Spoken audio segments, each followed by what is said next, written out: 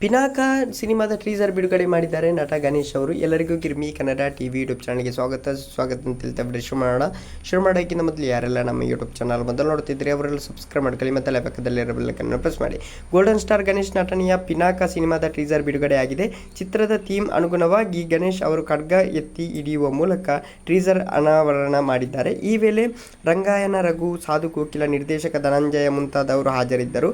People media factory ಮೂಲಕ ಪ್ರಸಾದ್ ಅವರು Pinaka cinema ನಿರ್ಮಾಣ ಮಾಡಲಿದ್ದಾರೆ. ಅಕ್ಟೋಬರ್ 2ರಂದು ಈ ಚಿತ್ರ ಬಿಡುಗಡೆ ಆಗಲಿದೆ. ಖಾಸಗಿ ಶಾಲೆಯೊಂದರಲ್ಲಿ 1000 ಮಕ್ಕಳೊಂದಿಗೆ ಗಣೇಶ್ ಅವರು ಹುಟ್ಟುಹಬ್ಬವನ್ನು ಆಚರಿಸಿಕೊಂಡಿದ್ದಾರೆ. ಈ ವೇಳೆ ಟೀಸರ್ ರಿಲೀಸ್ ಮಾಡಲಾಗಿದೆ.